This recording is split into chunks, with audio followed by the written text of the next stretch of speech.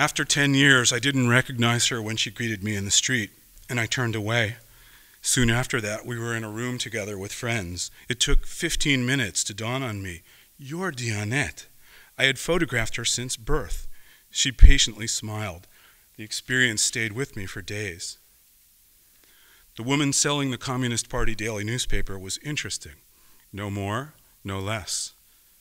Where are you from? She asked. The United States. The United States of America? Yes, those United States. Are you Latino? No, pure Jewish. How the Nazis murdered the Jews, she said. Now suddenly she was more than interesting. Now I loved her. Have you ever awakened from a dream and gone back to sleep, only to resume the same dream where it left off? In the past 20 years, I've been to Havana, Cuba 30 times. Sometimes I dream I'm flying over the city. Often I dream that I don't have enough time. I don't have enough time. When I wake up, I know that. Not a third world, but a first world, or maybe a 1-point-pi world country. In Cuba, life is animated by a thriving culture in spite of chronic deprivation brought on by a Rube Goldberg economy stewarded by a recalcitrant and incompetent leadership. Cubans inhale frustration and exhale style. They inhabit a perpendicular universe to our own. They live a Lord of the Flies existence with a better ending in a Garden of Eden on the island known as the Pearl of the Antilles. They are the love children of Charles Dickens and Franz Kafka, and the godchildren of Monty Python. The indigenous religion of Cuba, Santeria, is what is known as a syncretic religion. It was born of the collision of the imported West African religions brought by the slaves in the 1500s and the Catholicism of the Spanish colonists.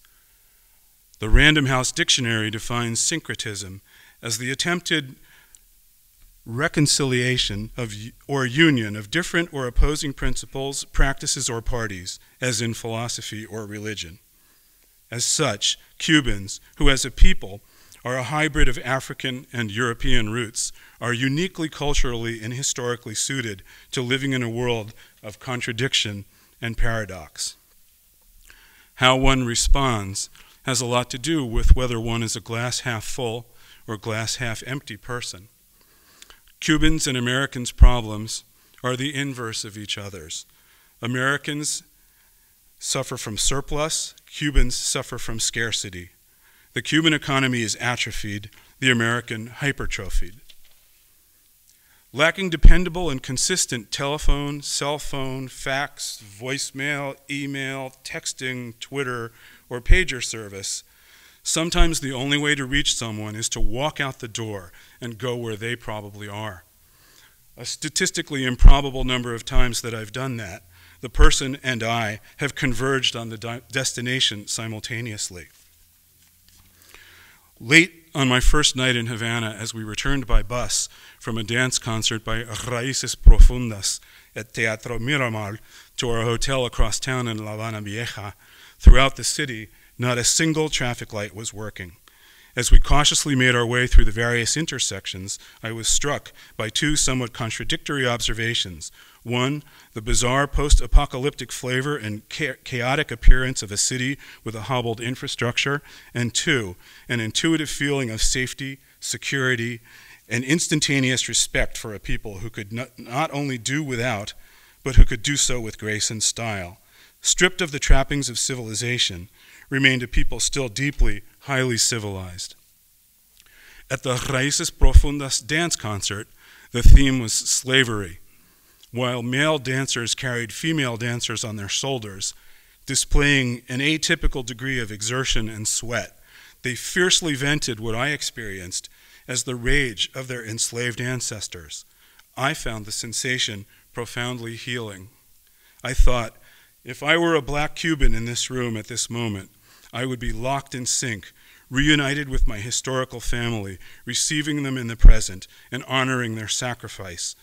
I wondered where I, as a white Russian, fit in. I bet your ancestors liked sugar, a Cuban said to me. Everything is repurposed in Cuba. The original designs, whether societal, architectural, economic, or social, no longer fit. Everything demands a double take. When a Cuban enters a room and flips the light switch, they turn their head to see if the light will come on. On the day the Baltimore Orioles played an exhibition game with the Havana Industriales, instead of going to the ballpark, I brought sunflowers for my dear friend, Sixta Justina Veranes Reyes, on her 84th birthday.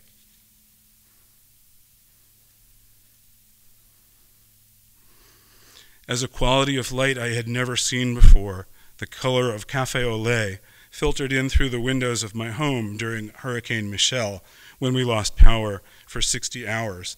I went outside to take a picture. There are extremely few casualties during hurricanes in Cuba because the army administers the evacuation and no one stays behind. The casualties occur days after the storm has passed, when buildings that haven't been maintained for 50 years collapse and the residents die in their sleep. I dream that I am reunited with friends like Sixta, who died in 2009 at the age of 93, or Maria Isabel, who married an Italian and moved to Europe. I dreamed that the ideas of these slides became physical objects, and along with my body, went around and around an airport baggage carousel.